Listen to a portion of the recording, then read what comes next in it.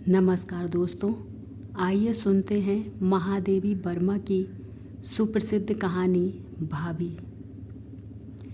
इतने वर्ष बीत जाने पर भी मेरी स्मृति अतीत के दिन प्रतिदिन गाढ़े होने वाले धुंधलेपन में एक एक रेखा खींचकर उस करुण कोमल मुख को मेरे सामने अंकित ही नहीं सजीव भी कर देती है। छोटे गोल मुख की तुलना में कुछ अधिक चौड़ा लगने वाला पर दो काली रूखी लटों से सीमित ललाट बचपन और प्रौढ़ता को एक साथ अपने भीतर बंद कर लेने का प्रयास सा करती हुई लंबी बरौनियों वाली भारी पलकें और उनकी छाया में डबडबाती हुई सी आँखें उस छोटे मुख के लिए भी कुछ छोटी सीधी सी नाक और मानो अपने ऊपर छपी हुई हंसी से विस्मित होकर कुछ खुले रहने वाले ओंठ समय के प्रवाह से फीके भर हो सके हैं, धुल नहीं सके। घर के सब उजले मैले सहज कठिन कामों के कारण मलिन रेखा जाल से गुथी और अपनी शेष लाली को कहीं छिपा रखने का प्रयत्न सा करती हुई कहीं कोमल कहीं कठोर हथेलियाँ काली रेखाओं में जड़े कांतिहीन नखों से कुछ भारी जान पड़ने वाली पतली उंगलियां हाथों का बोझ संभालने में भी असमर्थ सी दुर्बल रूखी पर गौर बाहें और मारवाड़ी लहंगे के भारी घेर से थकित से एक सहज सुकुमारता का आभास देते हुए कुछ लंबी उंगलियों वाले दो छोटे छोटे पैर जिनकी एड़ियों में आंगन की मिट्टी की रेखा मटमैले महावर सी लगती थी। भुलाए भी कैसे जा सकते हैं। उन हाथों ने बचपन में न जाने कितनी बार मेरे उलझे बाल सुलझाकर बड़ी कोमलता से बांध दिए थे। वे पैर न जाने कितनी बार अपनी सीखी हुई गंभीरता भूलकर मेरे लिए द्वार खोलने आंगन में एक ओर से दूसरी ओर दौड़े थे। किस तरह मेरी अबोध 8 वर्षीय बुद्धि ने उससे भावी का संबंध जोड़ लिया था, यह अब बताना कठिन है। मेरी अनेक सहपाठनियों की बहुत अच्छी भाभियाँ थीं। कदाचित उन्हीं की चर्चा सुन सुनकर मेरे मन ने, जिसने अपनी तो क्या दूर के संबंध की भी कोई भाभी न देखी थी, एक ऐसे अभाव की सृष्टि कर ली जिसको वह मारवाड़ी विधवा वधू दूर कर सकी। बचपन का वह मिशन स्कूल मुझे अब तक स्मरण है, जहाँ प्रार्थना और पाठ्यक्रम की एक रास्ता से मैं इतनी रुआसी हो जाती थी कि प्रतिदिन घर लौटकर नींद से बेसुध होने तक सवेरे स्कूल न जाने का बहाना सोचने से ही अवकाश न मिलता था। उन दिनों मेरी ईर्ष्या का मुख्य विषय नौकरानी की लड़की थी, जिसे चौका बर्तन करके घर में रहने को तो मिल जाता था, जिस कठोर ईश्वर ने मेरे भाग्य में नित्य स्कूल जाना लिख दिया था। वह माँ के ठाकुर जी में से कोई है या मिशन की सिस्टर का ईसु, यह निश्चय न कर सकने के कारण मेरा मन विचित्र दुविधा में पड़ा रहता था। यदि वह माँ के ठाकुर जी में से है तो आरती पूजा से जी चुराते ही क्रुद्ध होकर मेरे घर रहने का समय और कम कर देगा, और यदि स्कूल में है तो बहाना बनाकर ना जाने से पढ़ाई के घंटे और बढ़ा देगा। इसी उधेड़ बुन में मेरा मन पूजा आरती प्रार्थना सब में भटकता ही रहता था। इस अंधकार में प्रकाश की एक रेखा भी थी। स्कूल निकट होने के कारण बूढ़ी कल्लू की माँ मुझे किताबों के साथ वहाँ पहुँचा भी आती थी और ले भी आती थी, और इस आवागमन के बीच में कभी सड़क पर लड़ते हुए कुत्ते, कभी उनके भटकते हुए पिल्ले, कभी किसी कोने में बैठकर पंजों से मुंह धोती हुई बिल्ली, कभी किसी घर के बरामदे में लटकते हुए पिंजड़े में मनुष्य की स्वर साधना करता हुआ गंगाराम, कभी बत्तख और तीतरों के झुंड, कभी तमाशा दिखलाने वालों के टोपी लगाए हुए बंदर, ओढ़नी ओढ़े हुए बंदरिया, नाचने वाला रीछ आदि स्कूल की एक रास्ता दूर करते ही रहते थे। हमारे ऊंचे घर से कुछ ही हटकर एक ओर रंगीन सफ़ेद रेशमी और सूती कपड़ों से और दूसरी ओर चमचमाते हुए पीतल के बर्तनों से सजी हुई एक नीची सी दुकान में जो वृद्ध सेठ जी बैठे रहते थे, उन्हें तो मैंने कभी ठीक से देखा ही नहीं, परंतु उस घर के पीछे वाले द्वार पर पड़े हुए पुराने टाट के पर्दे के छेद से जो आंखें प्रायः मुझे आते जाते देखती रहती थीं, उनके प्रति मेरा मन एक कुतूहल से भरने लगा। कभी कभी मन में आता था कि पर्दे के भीतर झांक कर देखूं, पर कल्लू की माँ मेरे लिए उस जंतु विशेष से कम नहीं थी जिसकी बात कह कहकर बच्चों को डराया जाता है। उसका कहना ना मानने से वह नहलाते समय मेरे हाल ही में छिदे कान की लौ दुखा सकती थी, चोटी बांधते समय बालों को खूब खींच सकती थी, कपड़े पहनाते समय तंग गले वाले फ्रॉक को आंखों पर अटका सकती थी, घर में और स्कूल में मेरी बहुत सी झूठी सच्ची शिकायत कर सकती थी। सारांश यह कि उसके पास प्रतिशोध लेने के बहुत से साधन थे, परंतु कल्लू की माँ को चाहे उन आँखों की स्वामिनी से मेरा परिचय न भाता हो, पर उसकी कथा सुनाने में उसे अवश्य रस मिलता रहा। वह अनाथनी भी है और अभागी भी। बूढ़े सेठ सबके मना करते करते भी इसे अपने इकलौते लड़के से ब्याह लाए और उसी साल लड़का बिना बीमारी के ही मर गया। अब सेठ जी का इसकी चंचलता के मारे नाक में दम है, ना इसे कहीं जाने देते हैं, न किसी को अपने घर आने देते। केवल अमावस पूर्णों एक ब्राह्मणी आती है जिसे वे अपने आप खड़े रहकर सीधा दिलवा कर विदा कर देते हैं। वे बेचारे तो जाति बिरादरी में भी इसके लिए बुरे बन गए हैं, और इसकी निर्लज्जता देखो। ससुर दुकान में गए नहीं कि वह पर्दे से लगी नहीं, घर में कोई देखने वाला है ही नहीं। एक ननद है जो शहर ससुराल होने के कारण जब तब आ जाती है और तब उसकी खूब ठुकाई होती है, इत्यादि इत्यादि सूचनाएं कल्लू की माँ की विशेष शब्दावली और विचित्र भावभंगियों के साथ मुझे स्कूल तक मिलती रहती थीं, परंतु उस समय वे सूचनाएं मेरे निकट उतना ही महत्व रखती थीं जितनी नानी से सुनी हुई बेला की कहानी। कथा में बेचैन कर देने वाला सत्य इतना ही था कि कहानी की राजकुमारी की आंखें पुराने टाट के पर्दे से सुनने वाली बालिका को नित्य ताकती ही रहती थीं। यह स्थिति तो कुछ सुखद नहीं कही जा सकती। यदि सुनी हुई कहानी के सब राजा रानी राजकुमार राजकुमारी दैत्य दानव आदि सुनने वालों को इस प्रकार देखने लगें तो कहानी सुनने का सब सुख चला जाए। यह कल्लू की माँ की कहानी और पर्दे के छेद से देखने वाली आँखों ने मुझे समझा दिया था। भूरे टाट में जड़ी सी बेकाली आँखें मेरी कल्पना का विषय ही बनी रहती यदि एक दिन पानी बरसने से कल्लू की माँ रुक न गई होती। पानी थमते ही मैं स्कूल से अकेले ही चल न दी होती और गीली सड़क पर उस पर्दे के सामने ही मेरा पैर न फिसल गया होता।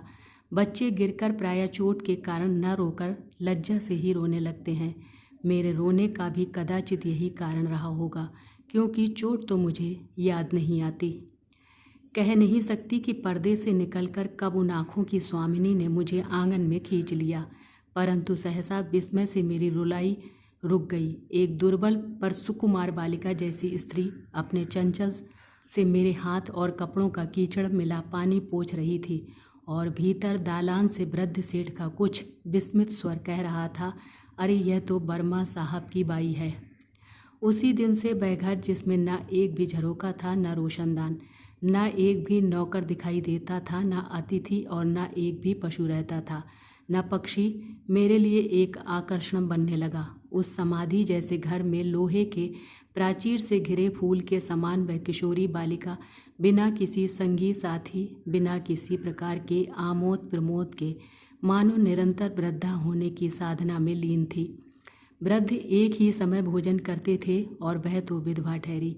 दूसरे समय भोजन करना ही यह प्रमाणित कर देने के लिए पर्याप्त था कि उनका मन विधवा के संयम प्रधान जीवन से ऊब कर किसी विपरीत दिशा में जा रहा है।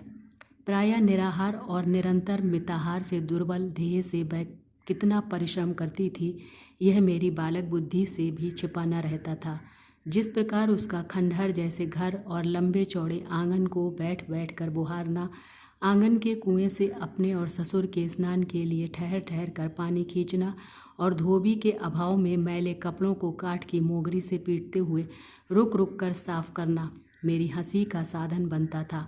उसी प्रकार केवल जलती लकड़ियों से प्रकाशित दिन में भी अंधेरी रसोई की कोठरी के घुटते हुए धुएं में से रह रहकर आता हुआ खांसी का स्वर, कुछ गीली और कुछ सूखी राख से चांदी सोने के समान चमकाकर तथा कपड़े से पोंछकर मारवाड़ में काम में लाने के समय बर्तन पानी से धोए जाते हैं।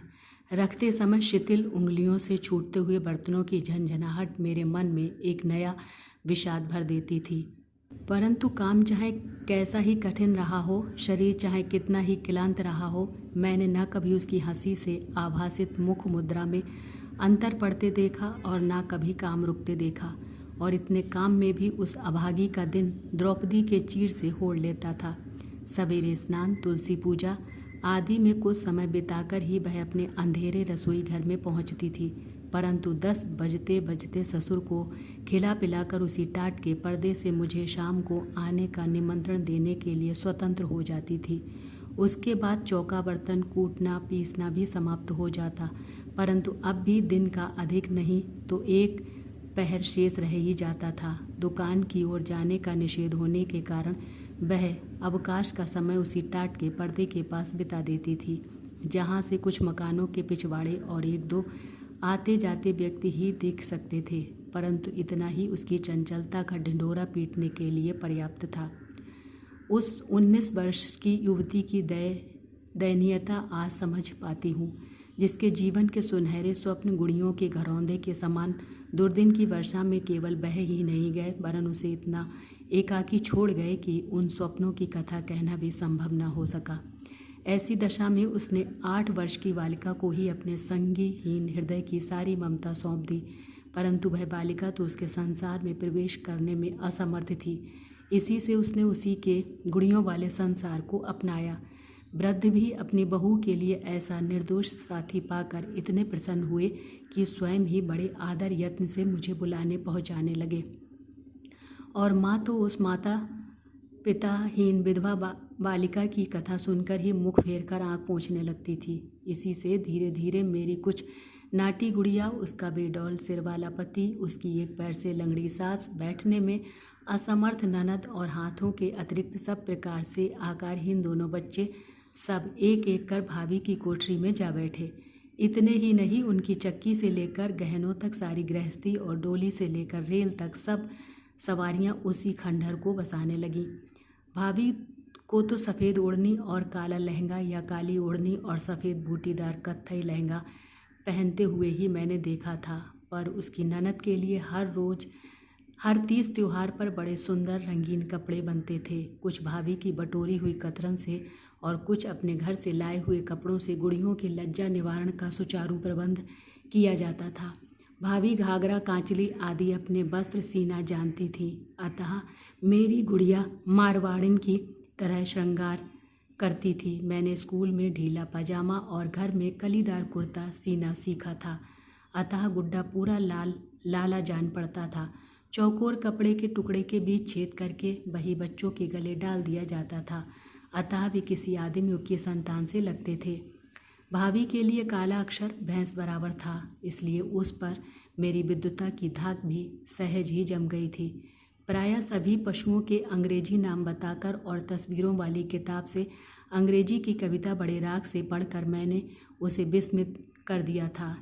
हिंदी की पुस्तक से माता का हृदय, भाई का प्रेम आदि कहानियाँ सुनाकर उसकी आंखें गीली कर चुकी थी, और अपने मामा को चिट्ठी लिखने की बात कहकर उसके मन में बीकानेर के निकट किसी गांव में रहने वाली बुआ की स्मृति जगा चुकी थी। वह प्रायः लंबी सांस लेकर कहती, पता नहीं जानती, नहीं तो तुमसे एक चिट्ठी लिखवा कर डाल देती।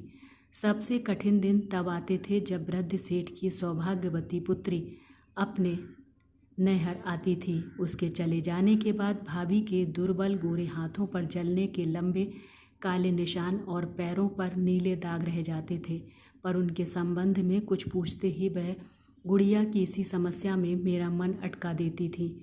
उन्हीं दिनों स्कूल में कशीदा काढ़ना सीख कर मैंने अपनी धानी रंग की साड़ी में बड़े बड़े नीले फूल काढ़े। भाभी को रंगीन कपड़े बहुत भाते थे, इसी से उसे देखकर वह ऐसी विमुग्ध रह गई मानो कोई सुंदर चित्र देख रही हो। मैंने क्यों माँ से हट करके वैसा ही कपड़ा मंगवाया और क्यों किसी को बिना बताए हुए ही छिपा छिपा कर उस ओढ़नी पर नीले फूल काटना आरंभ किया। वह बेचारी बार बार बुलावा भेजती, नए नए गुड़ियों के कपड़े दिखाती, नए नए घरौंदे बनाती, पर फिर भी मुझे अधिक समय तक ठहराने में असमर्थ होकर बड़ी निराशा और करुणा मुद्रा से द्वार तक पहुंचा जाती। उस दिन की बात तो मेरी स्मृति में गर्म लोहे से लिखी जान पड़ती है, जब उस ओढ़नी को चुपचाप छिपाकर मैं भाभी को आश्चर्य में डालने गई। शायद सावन की तीज थी, क्योंकि स्कूल के सीधे सादे बिना चमक दमक वाले कपड़ों के स्थान में मुझे गोटा लगी हुई लहरिए की साड़ी पहनने को मिली थी और सवेरे पढ़ने बैठने की बात ना कहकर माँ ने हाथों में मेहंदी भी लगा दी थी। वह दालान में दरवाजे की ओर पीठ किए बैठी कुछ बीन रही थी। इसी से जब दबे पांव जाकर मैंने उस ओढ़नी को खोलकर उनके सिर पर डाल दिया तो वह हड़बड़ा कर उठ बैठी। रंगों पर उसके प्राण जाते ही थे। उस पर मैंने गुड़ियों और खिलौने से दूर अकेले बैठे बैठे अपने नन्हे हाथों से उनके लिए उतनी लंबी चौड़ी ओढ़नी काढ़ी थी। आश्चर्य नहीं कि वह क्षण भर के लिए अपनी उस स्थिति को भूल गईं जिसमें ऐसे रंगीन वस्त्र वर्जित थे और नए खिलौने से प्रसन्न बालिका के समान एक बेसुधपन में उसे ओढ़ मेरी ठुड्डी पकड़कर खिलखिला पड़ी। और जब किसी का विस्मय विजड़ित बींदनी यानी बहू सुनकर उसकी सुधि लौटी, तब हतबुद्धि से ससुर मानो गिरने से बचने के लिए चौखट का सहारा ले रहे थे और क्रोध से जलते अंगारे जैसी आंखों वाली खुली तलवार सी कठोर ननद देहली से आगे पैर बढ़ा चुकी थी। अवश्य ही तीज रही होगी, क्योंकि वृद्ध स्वयं पुत्री को लेने गए थे। इसके भी उपरांत जो हुआ वह तो स्मृति के लिए भी अधिक करुण है। क्रूरता का वैसा प्रदर्शन मैंने फिर कभी नहीं देखा। बचाने का कोई उपाय न देखकर ही कदाचित मैंने जोर जोर से रोना आरंभ किया, परंतु बच तो वह तब सकी जब मन से ही नहीं शरीर से भी बेसुध हो गई। वृद्ध मुझे कैसे घर पहुंचा गए, घबराहट से मैं कितने दिन ज्वर में पड़ी रही, यह सब तो गहरे कोहरे में छिप गया है। परंतु बहुत दिनों के बाद जब मैंने फिर उसे देखा, तब उस बचपन भरी आंखों में विषाद का गाढ़ा रंग चढ़ चुका था और वे ओंठ जिन पर किसी दिन हंसी छपी सी जान पड़ती थी, ऐसे कांपते थे मानो भीतर का क्रंदन रोकने के प्रयास से थक गए हों। उस एक घटना से बालिका प्रौढ़ हो गई थी और युवती वृद्धा। फिर तो हम लोग इंदौर से चले ही आए और एक एक करके अनेक वर्ष बीत जाने पर ही मैं इस योग्य बन सकी कि उसकी कुछ खोज खबर ले सकूं। पता लगा कि छोटी दुकान के स्थान में एक विशाल अट्टालिका वर्षों पहले खड़ी हो चुकी है। पता चला कि वधू की रक्षा का भार संसार को सौंपकर वृद्ध कभी के विदा हो चुके हैं, परंतु कठोर संसार ने उसकी कैसी रक्षा की यह आज तक अज्ञात है। इतने बड़े मानव समुद्र में उस छोटे से बुदबुद की क्या स्थिति है यह मैं जानती हूँ, परंतु तब भी कभी कभी मन चाहता है कि बचपन में जिसने अपने जीवन के सूनेपन को भूलकर मेरी गुड़ियों की गृहस्थी बसाई थी, खिलौनों का संसार सजाया था, उसे एक बार पा सकती। आज भी जब कोई रंगीन कपड़ों के प्रति विरक्ति के संबंध में कौतुक भरा प्रश्न कर बैठता है तो वह अतीत फिर वर्तमान होने लगता है। कोई किस प्रकार समझे कि रंगीन कपड़ों में जो मुख धीरे धीरे स्पष्ट होने लगता है वह कितना करुण और कितना मुरझाया हुआ है। कभी कभी तो वह मुख मेरे सामने आने वाले सभी करुण क्लांत मुखों में प्रतिबिंबित होकर मुझे उसके साथ एक अटूट बंधन में बांध देता है। प्रायः सोचती हूँ जब वृद्ध ने कभी न खोलने के लिए आंखें मूंद ली होंगी, तब वह जिसे उन्होंने संसार की ओर देखने का अधिकार ही नहीं दिया था कहाँ गई होगी, और तब न जाने किस अनिष्ट संभावना से न जाने किस अज्ञात प्रश्न के उत्तर में मेरे मन की सारी ममता आर्तक्रंदन कर उठती है। नहीं नहीं। जय श्री कृष्णा। राधे राधे।